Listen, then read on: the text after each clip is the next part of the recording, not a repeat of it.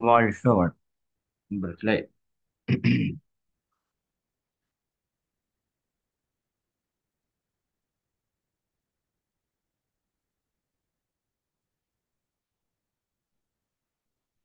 இன்று நாம ஒரு மிக அற்புதமான ஒரு சிந்தனையை சிந்திக்க இருக்கிறோம்.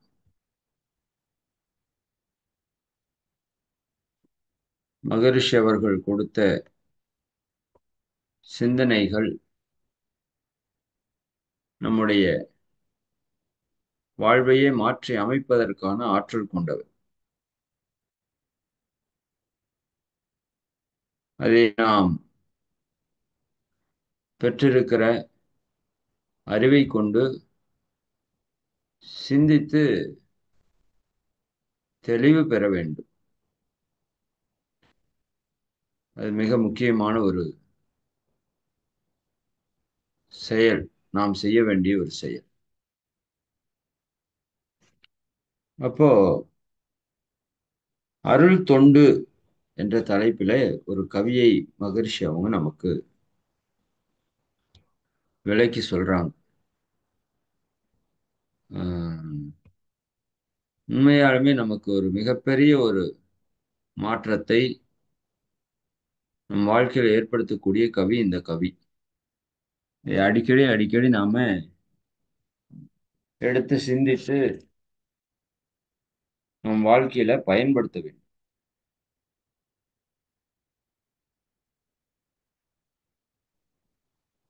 அருள் தொண்டு. எது அருள் தொண்டு? இப்போ ஃபர்ஸ்ட் லைன்ல ஒரு விஷயத்தை மகரிஷி மிக ஆழமாக சொல்றாங்க. குற்றவாளி பாவி என்று யாருமில்லை உலகினில். இந்த ஒரு வரிக்கே நம்ம ரொம்ப நேரம் விளக்கத்தை சிந்திக்க வேணும். ஏன்னா அவ்வளவு ஆழமான ஒரு வரி அது. இந்த உலகத்துல யாருமே குற்றவாளி இல்லை என்று சொல்கிறார். ஆனா இன்னைக்கு எவ்வளவு குற்றங்களை செய்து எவ்வளவு பேர் நம்ம கைதிகளாக இருக்கிறோம் இந்த சமுதாயத்துல.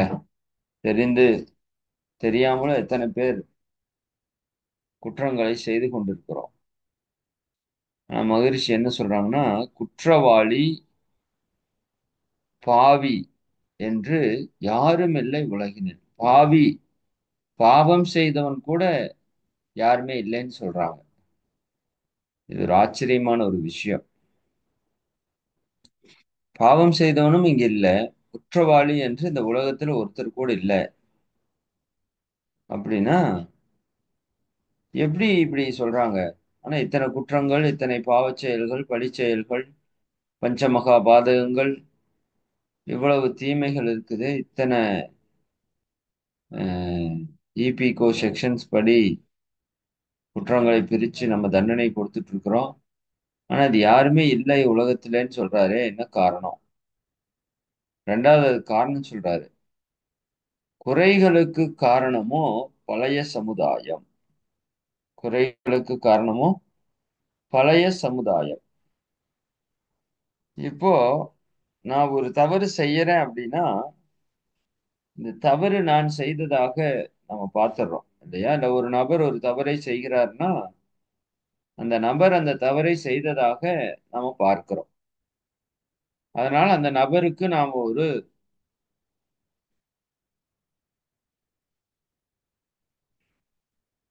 அஹ், தண்டனை கொடுக்கிறோம் இல்லையா? தண்டனை கொடுக்கிறோம். இப்ப மகரிஷி எப்படி யோசிக்கிறாங்க? இந்த தவறு எப்படி நடந்தது, ஏன் நடந்தது அப்படின்னு அவங்க யோசிக்கிறாங்க. அப்படி யோசிக்கும் போது, உதாரணத்துக்கு ஒருவர் திருடுறார் என்று வைத்துக் கொள்ளுங்க. திருடுறார், ஒருத்தருடைய பொருளை பறிக்கிறார் அப்படின்னா, ஏன் பறிக்கிறார் அப்படின்னு சிந்திக்கும் போது, அவருக்குள்ள அந்த பொருளை பறிக்க வேண்டும் என்ற எண்ணம் எழுச்சி பெற்றது. இப்ப ஏன் எழுச்சி பெற்றது அப்படின்னா, அவருக்கு இயற்கையிலேயே அந்த பொருளை பறிக்கணும்னு எண்ணம் இருந்ததா அப்படின்னு கேட்டா அவர்கிட்ட இல்ல. அவரோட பதிவுல அப்படி ஒரு பதிவு இருக்குது.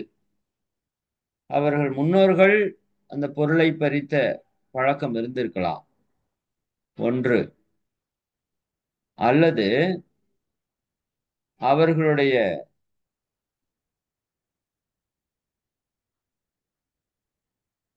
சூழல் அந்த மாதிரி இருந்திருக்கலாம். இப்போ ஒருத்தருக்கு உணவு இல்ல. உணவு இல்லாத சூழல்ல அவர் உணவுக்கு ரொம்ப சிரமப்படுறார். மத்தவங்ககிட்ட கேட்கிறார், கொடுக்க மாட்டேங்கிறாங்க. வேலைக்கு போலான்னு முயற்சிக்கிறார், அதுவும் கிடைக்க மாட்டேங்குது. பசி துன்பம் தாங்கவே முடியல. என்ன பண்றதுன்னு தெரியல. உயிரை மாய்த்து கொள்ளவும் தைரியம் இல்ல. அவர் என்ன செய்யத்தான் செய்வார்? ஒரு பொருளை திருடித்தான் அவருடைய உடலை காப்பாற்ற வேண்டிய சூழல் வருது அப்படின்னா, அவர் அந்த இடத்துல திருடத்தான் செய்வார். இது தேவையினால் ஏற்படக்கூடிய திருட்டு. இன்னொன்று, அவருடைய கருவமைப்பிலிருந்து அந்த விஷயம் அவருக்கு வந்திருக்கலாம். சரியா? இப்படி அவர் எந்த மாதிரியான கருவமைப்பை பெற்றிருக்கிறாரோ, எந்த மாதிரியான சமுதாய சூழலிலே அவர் இருக்கிறாரோ, அதை பொறுத்து அவருடைய செயல்பாடுகள் இருக்கும். இல்லையா? இப்ப நாம எல்லாம் விலங்கினத்தின்படி தான் வந்திருக்கிறோம். விலங்கினத்தின் வழியாக வந்திருக்கிறோம். அப்ப நம்மகிட்ட அந்த தீய குணங்கள், பண்புகள் 4ம் நம்மகிட்ட இருக்குது. இல்லையா? தீய பதிவுகள், பாவ பதிவுகள் நம்மிடம் இருக்குது. இன்னும் நாம விலங்கினத்தின் வழி அதற்கப்புறம் மனிதனிடம் பல ஆண்டுகளாக விலங்கினத்தினோட பதிவிலேயே மனிதன் வாழ்ந்து, இப்போ விலங்கினத்தினோட பதிவுல தான் வாழ்ந்துட்டு இருக்கிறோம். இன்னும் அந்த தவறுகளை எல்லாம் நம்ம முன்னோர்கள் எல்லாம் செய்து அந்த பாவ வினை பதிவுகளை எல்லாம் நம்ம கிட்ட கொடுத்துருக்குறாங்க. அப்ப நம்மளை மொற்றமாக வடிவமைச்சிருக்கிறது யார் அப்படின்னு பார்த்தோம்னா, இந்த சமுதாயம் தான் வடிவமைச்சிருக்கு.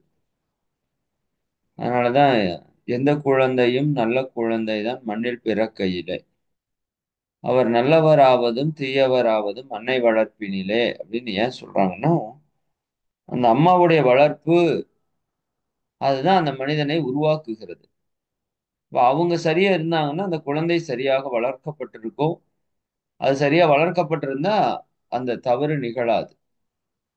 இல்லையா? அந்த வளர்ப்பு சரி இல்லைனாலும், அந்த தவறுகள் அங்கே நிகழ்கிறது. அப்போ ஒரு குழந்தை உருவாக்கப்படுகிறதுங்கிறத நம்ம இந்த இடத்துல புரிஞ்சுக்கணும். இது ஆழமான ஒரு வரி. குற்றவாளி, பாவின்னு யாரும் இல்லைன்னா, அவன் ஒரு தவறு செய்றான்னா, அதற்கு பல காரணங்கள் இருக்குது. நான் முன்னர் சொன்னது போல, அவனுடைய தேவை நிறைவேற்றப்படாமல் இருந்திருக்கலாம். அவனுக்கு தவறான வழிகாட்டுதல்கள் இருந்திருக்கலாம். இல்லையா?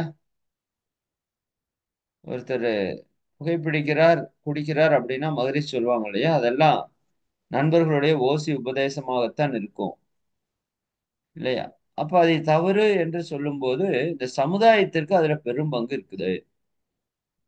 சமுதாயம் தான் மொத்த காரணம்னே சொல்லலாம். ஏன்னா, ஒரு மனிதனை உருவாக்கி, வளர்த்து, ஆளாக்கி, இன்னைக்கு வரைக்கும் எல்லாத்தையும் குடுத்துட்டு இருக்கிற சமுதாயம் தான், இதையும் செய்ய வைக்குது. அவன் தவறுகளையும் அதுதான் செய்ய வைக்கிறது. அவனிடம் இருக்கிற பதிவுகள் இல்லையா? ஒரு ரோஜா செடியில முள்ளு ஏன் வருதுன்னா, அதனோட விதையில அந்த பதிவு இருக்கு. அதனால அது வருது.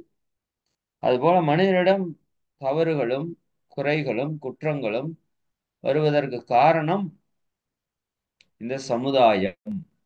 சமுதாயத்துக்குள்ள முன்னோர்கள், பதிவுகள், விலங்கினங்கள் எல்லாமே ஒன்று சேர்ந்துருச்சு. அப்ப இந்த குறைகள் எல்லாத்துக்கும் காரணம் எது? இந்த பழைய சமுதாயம் தான். அப்ப ஒருத்தனை தனியாக குற்றவாளி என்று சொல்லிவிட முடியாது. அவன் பாவம் செய்தான் என்று சொல்லிவிட முடியாது. சரிங்களா? அப்ப யாருமே இங்க குற்றவாளி கிடையாது. உண்மையா சொல்லப்போனா. அவரவர்கள் அந்த 16 காரணங்களுக்கு தக்காற்போல அவருடைய செயல்பாடுகள் அமைகிறது. அப்ப இதை மாற்றி அமைத்துக் கொள்வது மனிதனுடைய பொறுப்பாக இருந்தாலும், முதல் இருக்கிறதுக்கு நான் பொறுப்பு அல்ல என்பதை முதல் நாம உணரணும். ஒவ்வொருத்தரும் அப்படி இருப்பதற்கு அவரவர்கள் காரணம் அல்ல.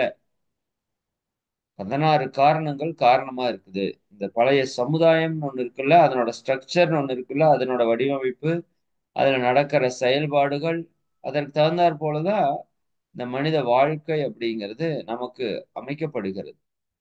இப்ப நல்ல சூழலிலே ஒருத்தர் இருக்கிறார் அப்படின்னா, நல்ல நிலையில இருக்கிறாருன்னா, அவருக்கு என்ன தேவையில்ல? தவறு செய்வதற்கான வாய்ப்பு அங்க உருவாக்கப்படுவதில்லை. பட் அது இல்லாதப்போ தவறுகள் நிகழ்வது இயற்கையா இருக்கு. இல்லையா?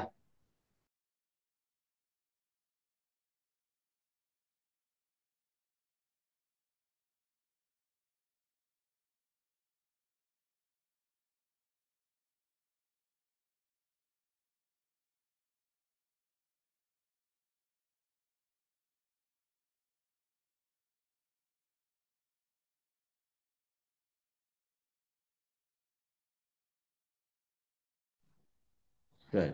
அப்போ இந்த 2 லைன பத்தி நீங்க கொஞ்சம் ஆழமா சிந்திங்க. ஒருவர் தவறு செய்கிறார் அப்படின்னா, அது யாரா இருந்தாலும் சரி. நம்ம வாழ்க்கை துணை தொடங்கி இந்த உலகத்துல யாரா இருந்தாலும் சரி. சரிங்களா? நான் இந்த விஷயத்த இப்படி சொல்றேனேன்னு தவறா எடுத்துக்கொள்ள வேண்டாம். பட் இந்த புரிதலுக்காக நான் சொல்றேன். ஒரு நாள் இரவுல ஒரு பெண் டெல்லியில கற்பழிக்கப்பட்டாள் அப்படின்னு சொல்லி ஒரு செய்தி சில ஆண்டுகளுக்கு முன்னாடி மிக தீவிரமாக பரவியது. இல்லையா? அப்போ இது ஒரு மிகப்பெரிய குற்றமாக பார்க்கப்பட்டது. அதுல நெறைய விஷயங்கள் கமெண்ட் எல்லாம் பண்ணிட்டு இருந்தாங்க. அந்த பெண்ணினுடைய உடை சரியில்லை.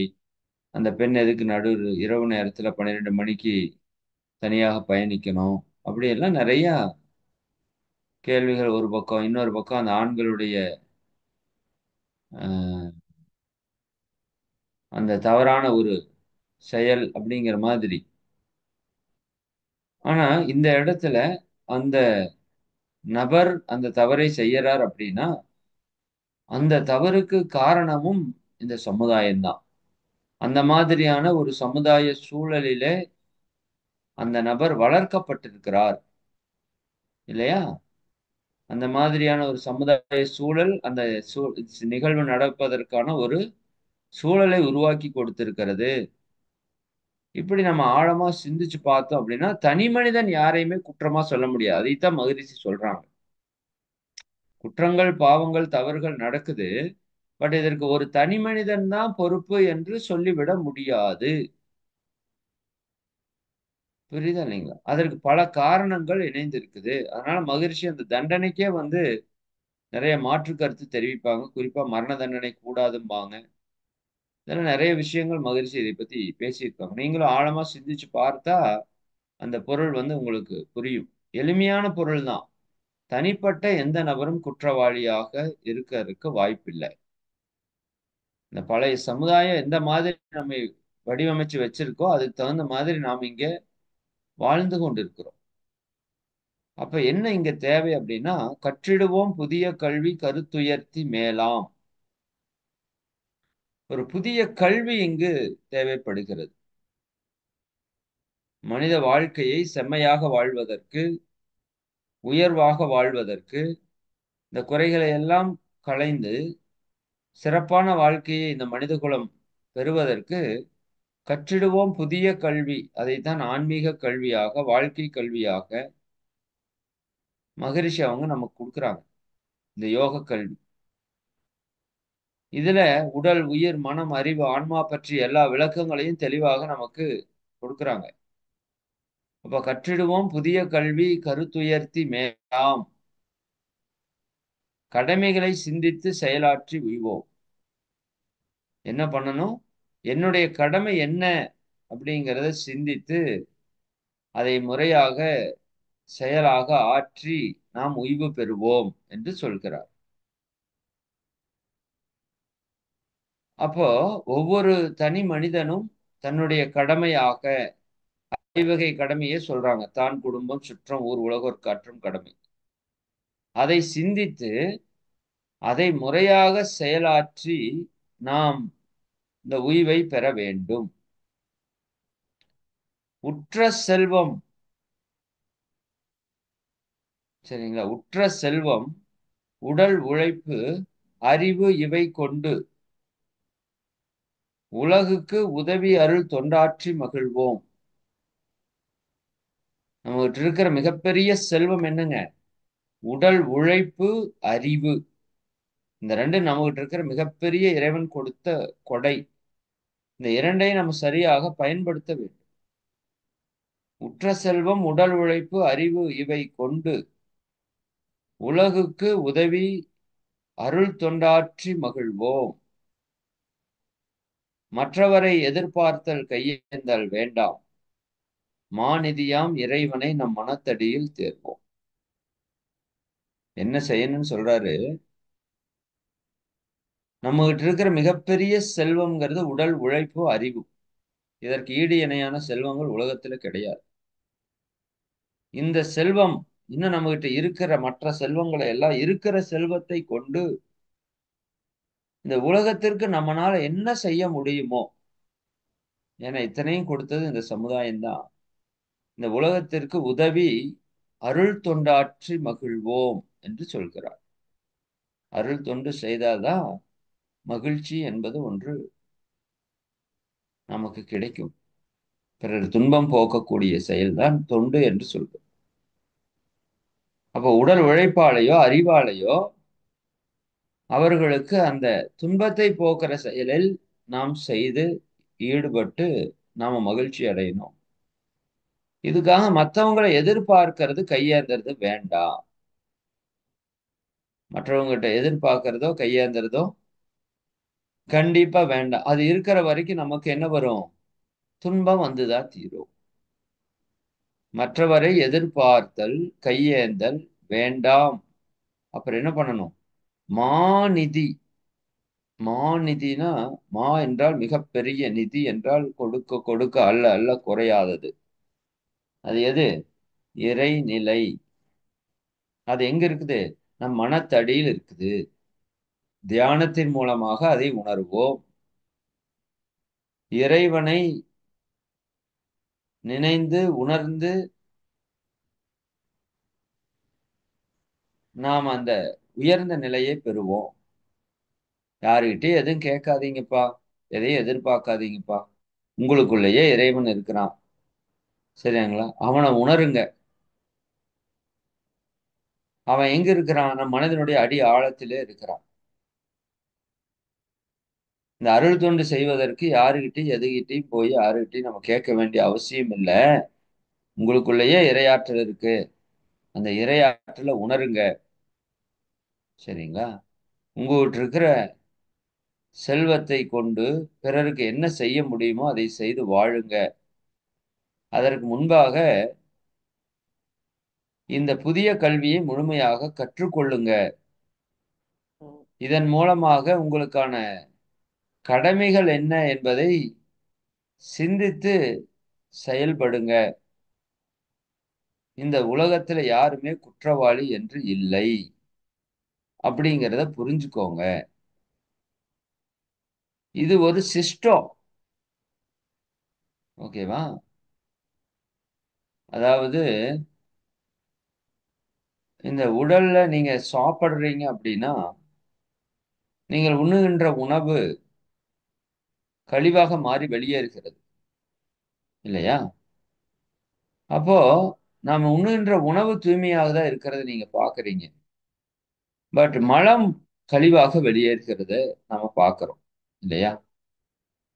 அப்போ இது ஒட்டு மொத்தமா ஒரு இயக்கமாக நிகழ்ந்து கொண்டிருக்கிறது.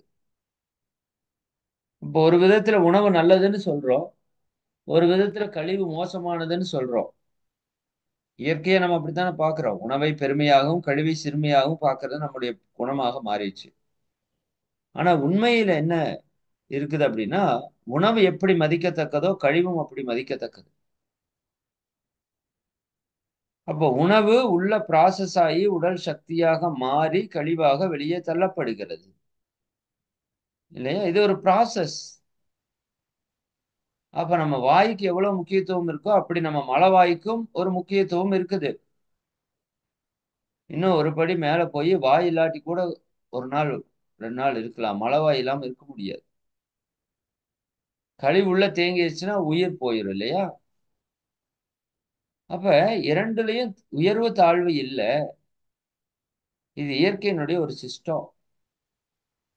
அதே மாரி இந்த பிரபஞ்சம் முழுக்க ஒரு சிஸ்டத்துல இயங்கிட்டு இருக்குது. இந்த உலகம் முழுக்க ஒரு சிஸ்டத்துல இயங்குது.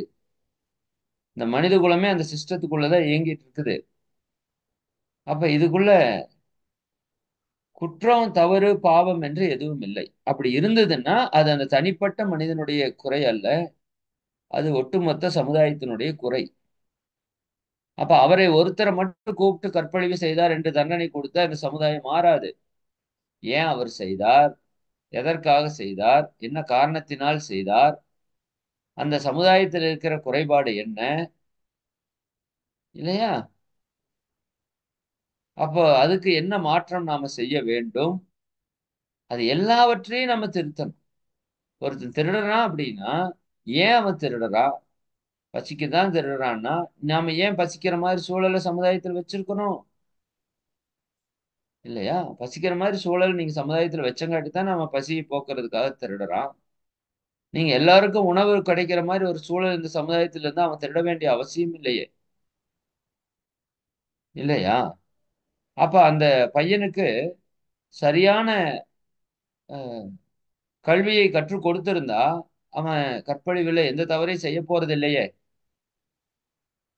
அவனுடைய பெற்றோர்களோ, அந்த சமுதாயமோ, அவனுடைய கல்வி முறையிலயோ, ஒரு பெண்ணினுடைய பெருமையை, ஒரு பெண்ணினுடைய சிறப்பை, அவளுடைய உயர்வை சொல்லிக் குடுத்திருக்கணும். அந்த பெண்ணிற்கும் ஆடை அணிவதை பற்றிய ஒரு ஒழுக்க நெறிகளை கற்றுக் கொடுத்திருக்கணும். இரவு நேரத்தில் நம்ம தேவைக்கு பயணிக்கலாமா? எப்படி பயணிக்குங்கிறத ஒரு கல்வியை அவங்களுக்கு போதிச்சிருக்கணும். அப்படி நடக்கும்போது சுற்றி இருப்பவர்கள் எப்படி காக்க வேண்டும் என்பதை சொல்லியிருக்க வேண்டும். எத்தனை சமுதாய குற்றம் இருக்கு பாருங்க அந்த இடத்துல. சரிங்களா? அப்ப இது எல்லாம் சரியா, முறையா கொடுக்கப்பட்டிருந்ததுன்னா, அந்த துன்பமே இல்ல. நான் அடிக்கடி முதல்ல ஒரு விஷயத்த சொல்லுவேன். நான் ஒரு முறை ஆழியாருக்கு ஏதோ ஒரு பயிற்சிக்கு போயிட்டு வர்றோம். வரப்ப மிகச்சரியாக ஒரு 4, 5 மணி அளவுல ஒரு இடத்துல கிராஸ் பண்ணி பஸ் வருது. பஸ் வர்றப்ப முன்னாடி அந்த பெண் குழந்தைகள்லாம் ஏறி இருக்கிறாங்க. பசங்கலாம் பின்னாடி ஏறணும். இல்லையா? அதுல ஒரு சில பசங்க முன்னாடியே ஏறிட்டாங்க. அங்க ஒரே சேட்ட. சரிங்களா? உங்க நம்பர் என்ன? அது என்ன? இது என்னன்னு ஒரே சேட்ட. அப்போ அந்த இடத்துல எனக்கு ரொம்ப கோபம். ஆனால் இந்த கோபம் வர்றப்ப இந்த கவி தான் நமக்கு முன்னாடி வருது. இந்த குழந்தைகள் ஏன் இப்படி இருக்குது? இதுக்கு என்ன காரணம்? அப்படின்னா, அதுக்கு வயது என்பது ஒரு காரணமாக இருந்தாலும், அந்த வயதுல அந்த குழந்தைகளுக்கு என்ன நம்ம சொல்லிக் குடுக்கணுமோ, அதை சரியா நம்ம வந்து சொல்லிக் குடுக்கல. இல்லையா? அப்ப அது சரியா சொல்லிக் குடுக்காததனுடைய வெளிப்பாடு, இன்னைக்கு சினிமா படங்கள், இன்னும் இணையதளங்கள் மூலமாக பல்வேறு விதமான கொச்சையான விஷயங்களை இந்த குழந்தைகள் பார்க்கிறாங்க. இன்னும் நாமளுமே ஆடம்பரத்தை தான் பெரிதாக, உயர்வாக கருதுகிறோம். இந்த சமுதாயம் அப்படித்தான் நினைக்குது. பணத்தை வைத்திருப்பவன பெரிதாக நினைக்கிறது. அழகா இருக்கிறவன பெருசா நினைக்குது. இல்லையா? அப்ப அது அந்த மாதிரி அந்த குழந்தைகள் அதை பார்க்கும்போது, இதுதான் பெரிது என்று நினைத்துக் கொண்டு அதற்காக வாழுது. அது உண்மை அல்ல. அப்படிங்கிறத அந்த குழந்தைகளுக்கு போதிக்கிறதுக்கு இன்னைக்கு கல்வி முறை இல்ல.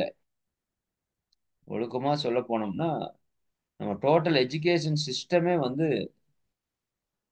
இன்னைக்கு ஒரு மனிதன் மனிதனாக வாழ்வதற்கான சிஸ்டமா இல்ல. ஏதோ தொழிலு செய்யறதுக்கு ஒரு கல்விய சொல்லிக் குடுக்குது. ஒரு எழுத்துக் கல்வி, மொழிக் கல்விய சொல்லிக் குடுக்குது. இதுல ஒழுக்க பழக்கமோ, இயற்கை தத்துவமோ இல்லாம போச்சு. குறிப்பாக மனிதன் எதற்காக வாழ வேண்டும்? மனிதன் என்பவன் யார்? என்பதைப் பற்றியெல்லாம் இந்த கல்வியில் இல்ல. அப்ப இது இல்லாத போது அதை கற்றுக்கொண்டு வரக்கூடிய மாணவனுடைய நிலைப்பாடு அப்படித்தான் இருக்கு. அதனால தான் கிருஷ்ணர் மகாபாரதத்தில சாரமாக சொல்றது, எது நடந்ததோ அது சரியாகவே நடந்தது. நன்றாகவே நடந்ததுன்னு இருக்கும். ஆக்சுவலா நன்றாகவே நடந்ததுன்னு சொல்லக்கூடாது. எது நடக்கிறதோ அதுவும் சரியாகவே நடக்கிறது. எது நடக்க இருக்கின்றதோ அதுவும் சரியாகவே நடக்கும். சரியாகவேன்னா செயலுக்கு விளைவு.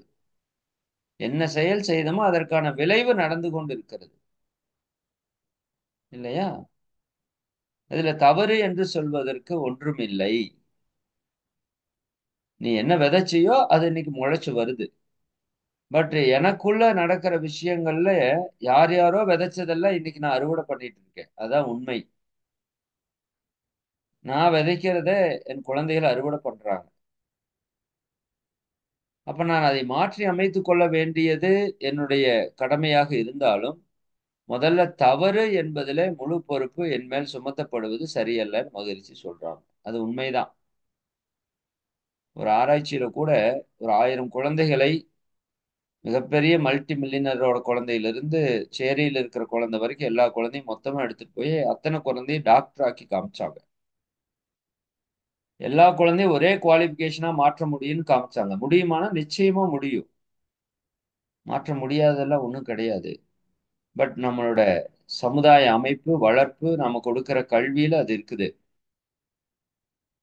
அதனாலதான் மகரிஷி அவங்க அந்த குழந்தைகளை வளர்ப்பது குடும்பத்துல இருக்கக்கூடாது. குறிப்பா பற்றுள்ள பெண்களிடம் அந்த விஷயம் இருக்கிறதுனால தான் இன்னைக்கு நிறைய தவறுகள் நடக்குது. அப்ப குழந்தைகளை அறிஞர்களை கொண்டு நம்ம வளர்த்த வேண்டும் அப்படின்னு சொல்லுவாங்க. குழந்தைகளை பொது உடைமை ஆக்க வேண்டும் சொல்லுவாங்க. அப்படி வரும்போது அவங்க அந்த பந்த பாசம் பற்றுக்களிலிருந்து விடுபட்டு அவன் வளரும் போதே ஒரு சமுதாய பிரஜையாக வளர்ந்துருவான். அப்ப அறிஞர்களுடைய கையில் அவன் வளரும் போது அதனாலதான் ஞானிகளிடம் குழந்தைகளை அனுப்பி குருகுல கல்வியை கொடுத்தாங்க. அங்க அவனுக்கு எல்லா நல்ல தீய விஷயங்களையும் சரியா போதித்து அவன் நல்ல நிலையில வாழக்கூடிய ஒரு ஆற்றலை அவங்க கொடுத்தாங்க. அங்கதான் ஒரு மனித வாழ்க்கை முழுமை பெறுது. சரிங்களா? அப்ப அந்த மாதிரி ஒரு கல்வி முறை இன்னைக்கு மகரிஷி நமக்கு கொடுத்திருக்கிறாங்க. இதுல இருக்கிற உடல், உயிர், மனம், அறிவு, ஆன்மா, குடும்ப உறவுகள், இந்த வாழ்க்கை பற்றிய கல்வியை நாம ஆழமாக கற்று சிந்தித்து, இப்ப நம்ம வாழ்க்கையில என்ன கடமையை செய்யணுமோ அதைய சரியாக, முறையாக செய்து வந்து, நம்மகிட்ட இருக்கிற செல்வத்தை கொண்டு பிறருக்கு என்ன செய்ய முடியும் அப்படிங்கிற நிலையில நாம தொண்டு செய்துதான் வாழணும் அப்படிங்கறத அந்த கல்வி நமக்கு முழுமையா எடுத்து காட்டுது. அப்ப இது மிக மிக ஒரு ஆழமான கவி என்பதை நாம புரிந்து கொள்ளுங்க. நீங்க அடிக்கடி அடிக்கடி சொல்லி பார்க்க வேண்டிய ஒரு கவி. இத முழுசா சொல்லி பார்க்கலைனாலும், முழுசா சொல்லி பார்த்தா நல்லது. முதல் 2 வரியாவது அடிக்கடி அடிக்கடி சொல்லி பாருங்க. குற்றவாளி பாவி என்று யாருமில்லை உலகிலே, குறைகளுக்கு காரணமோ பழைய சமுதாயமே. இந்த பழைய சமுதாயத்தால தான் இவ்வளவு குற்றங்கள். அது நமக்கு நாம செய்யற குற்றங்களும் இதுல அடங்கும். பிறர் செய்யற குற்றங்களும் அடங்கும். அ. அப்ப யாரையுமே நம்ம யாரா பார்க்க மாட்டோம். குற்றவாளியாக பார்க்க மாட்டோம். அவர் அப்படி இருக்கிறதுக்கு காரணம் இந்த சமுதாயம் அப்படின்னு புரிஞ்சுக்கிட்டா, அந்த குற்றத்தை மாற்றுவதற்கு முயற்சி செய்வோமே தவிர, அந்த நபரை நாம குற்றவாளியாக பார்க்க மாட்டோம். அதுக்கு ஒரு காரணம் இருக்கு. அவங்க அப்படி இருக்கிறதுக்கு ஒரு காரணம் இருக்கு. நாம இப்படி இருக்கிறதுக்கு ஒரு காரணம் இருப்பது போல, அவர்களும் அப்படி இருப்பதற்கு ஒரு காரணம் இருக்கு. அப்ப அந்த காரணத்தை எந்த அளவுக்கு நாம மாற்றி அமைத்துக் கொள்ள முடியுமோ, அந்த அளவுக்கு நாம என்ன பண்ணணும்? அந்த காரணத்தை மாற்றி அமைத்துக் கொள்ள வேண்டும் நம்மகிட்ட. பிறர்கிட்ட மாற்றுவதற்கு மொத்தமாக முயற்சி செய்ய வேண்டும். அதற்கு ஒரே வழி என்ன? தெளிவான ஆன்மீக அறிவை, ஞான கல்வியை நம்ம கொடுப்பதுதான் அதற்கு முழுமையான தீர்வாக இருக்கும். அவரவர்களே சிந்தித்து மாற்றத்தை அவரவர்கள் உருவாக்கிக் கொள்ள வேண்டும். நாம் போய் யாரையும் மாற்ற முடியாது. சரி. அப்போ இந்த விதத்துல நாம் இந்த உண்மைகளை எல்லாம் உணர்ந்து கொண்டு, யாரையும் குற்றவாளியாக, பாவியாக பார்க்காமல், இந்த சமுதாயத்தினுடைய சூழலால் அவரவர்கள் அப்படி எப்படி இருக்கிறார்கள் என்பதை புரிந்து கொண்டு, அனைவரையும் ஏற்று இந்த கல்வி முறையை குறிப்பாக இந்த ஆன்மீக கல்வியை அனைவருக்கும் கொண்டு சேர்த்து, நாம் நம்முடைய கடமையை சரியாக செய்து, அவரவர்கள் கடமையை சரியாக செய்வதற்கான வழிகாட்டி, சரிங்களா? இந்த தொண்டிலே நம்மை ஈடுபடுத்திக் கொண்டு மகிழ்ச்சியாக வாழ்வோம். நல்லா புரிஞ்சுக்கோங்க நண்பர்களே. நான் பலமுறை சொல்றேன். இப்ப இருப்பதில் உங்களால் நிறைவாக வாழ முடியவில்லை என்றால், எவ்வளவு கிடைத்தாலும் உங்களால் நிறைவாக வாழ முடியாது. இது என்னோட அனுபவத்திலிருந்து சொல்றேன். மகான்களோட சிந்தனையிலிருந்து சொல்றேன். ஏனால் நிறைவு என்பது மனம் சார்ந்தது, பொருள் சார்ந்தது அல்ல. இல்லையா? ரூ. 5000 வாங்கிட்டு நிறைவா இருக்கிறவனும் இருக்கிறான். 5 கோடி சம்பாரிச்சுட்டு நிறைவில்லாம இருக்கிறவனும் இருக்கிறான். இப்ப நீங்க எவ்வளவு சம்பாதிக்கிறீங்க அப்படிங்கிறது பொறுத்து அல்ல நிறைவு. உங்க மனதில் இருக்கிறது தான் நிறைவு. அப்ப அந்த மன நிறைவு நம்மகிட்ட இருந்ததுனா தான், நம்மால இந்த சமுதாயத்துக்கு ஏதாவது செய்ய முடியுமா அப்படின்னு யோசிக்க முடியும். ஆக்சுவலா சமுதாயத்துக்கு நம்ம எதையுமே செய்யறது இல்ல. ஏன்னா எதை செய்தாலும் திரும்பி நமக்கு அது பல மடங்கு இந்த இறைநிலை, இயற்கை, சமுதாயம் கொடுக்கறதுனால, நம்ம சொல்லிக்கிறோம் இந்த சமுதாயத்துக்கு ஏதாவது செய்யறோம்ன்னு. பட் இந்த சமுதாயத்துக்குன்னு செய்யறதில்ல. நமக்கு நாமே செய்து கொள்ளக்கூடியது தான் அந்த அருள் தொண்டு. சரிங்களா? அப்ப அதையும் நம்ம சிந்தித்து, நம்ம செயலாற்றி மகிழ வேண்டும். யாருகிட்டயும் மற்றவரை எதிர்பார்த்தல், கையேந்தல் வேண்டாம் அப்படிங்கிறது மிக, மிக முக்கியமான விஷயம். விவேகானந்தர் சொல்வார், "சுதந்திரமானவனாக இரு. யாரிடமிருந்தும் எதையும் எதிர்பார்க்காதே" என்று சொல்வார். ஏன்னா எதிர்பார்ப்பு இருந்தாலே அங்க ஏமாற்றம் வரும். ஏமாற்றம் வந்தா துன்பம் வரும். அப்ப எதுக்கு எதிர்பார்ப்பானே? நமக்கு என்ன வருமோ, என்ன நமக்கு நிகழணுமோ, அது வந்து இயற்கையால சரியா நிகழ்ந்துட்டு இருக்குது, நிகழப்போகுது. இன்னும் நம்ம செய்யற செயலுக்கு தகுந்த மாதிரி விளைவு சரியாக அங்க வந்துட்டு இருக்குது. அப்புறம் எதுக்காக நம்ம போயி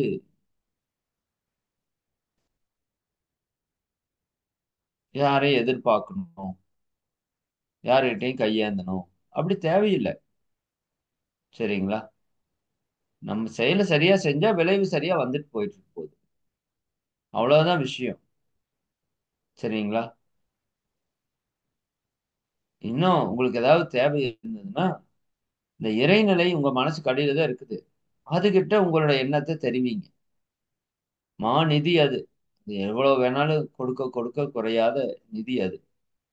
அது உங்களுக்குள்ளேயே இருக்குது. மனசுக்கு அடியில இருக்குது. இறைநிலையா இருக்குது.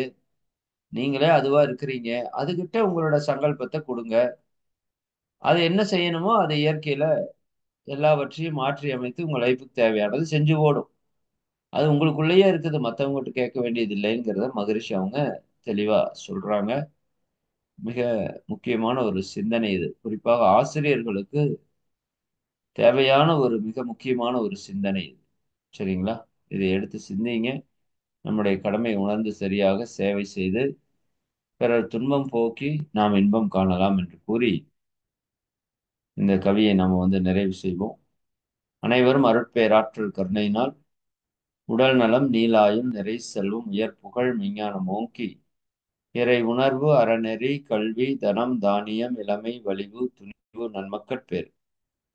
அறிவுயர்ந்தோர் நட்பு, அன்புடைமை, அகத்தவம், அழகு, புகழ், மனித மதிப்புணர்ந்த ஒழுகும் பண்பு, பொறையுடைமை எனும் பேறு 16ம் பெற்று பெருவாழ்வு வாழ்க. வாழ்க வளமுடன். வாழ்க வளமுடன். வாழ்க வளமுடன். அன்பர்களே, மிக்க மகிழ்ச்சி. வருகின்ற மார்கழி 1லிருந்து 30 வரைக்கும் நமக்கு மார்கழி மகா வேள்வி தியானம் சிறப்பாக நடைபெற இருக்குது. காலையில 4 to 6. எல்லாரும் நல்லா தயாராயிக்கோங்க.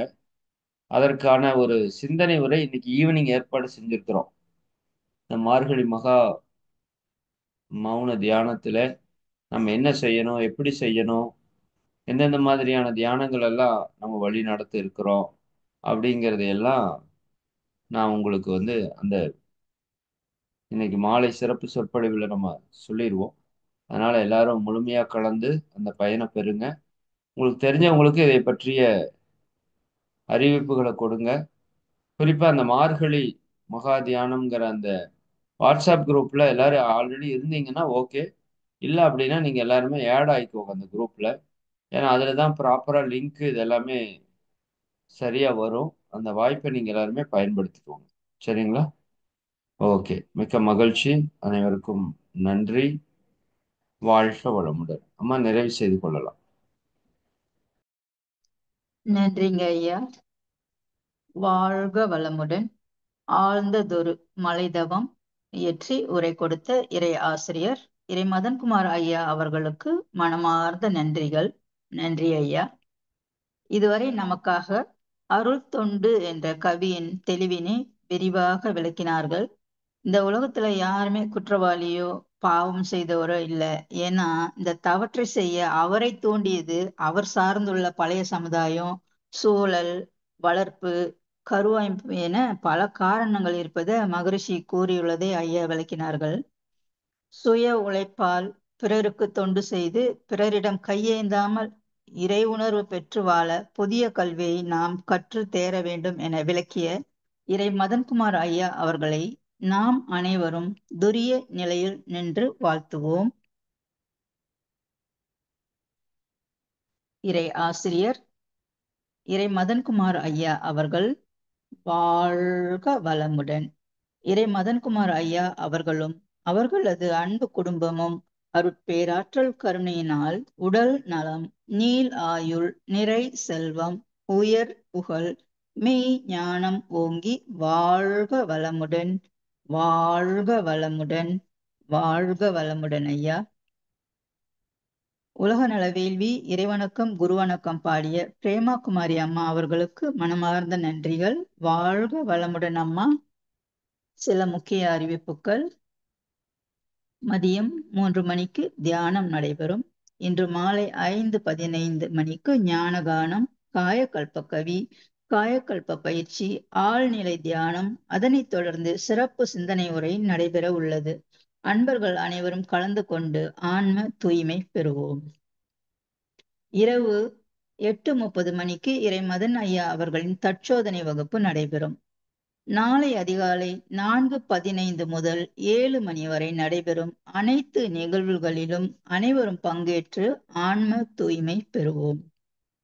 அடுத்த நிகழ்வாக உலகநல வாழ்த்து பாட இருக்கும் அன்பர்கள் என்ட்ரை செய்யலாம்.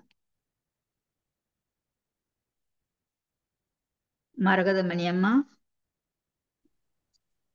வாழ்க இறைநிலை, வாழ்க பிரபஞ்சம், வாழ்க வையகம், வாழ்க வளமுடன். உலக நல வாழ்த்து. உலகமெல்லாம் பருவமழை ஒத்தபடி பெய்யட்டும், உழவரெல்லாம் தானியத்தை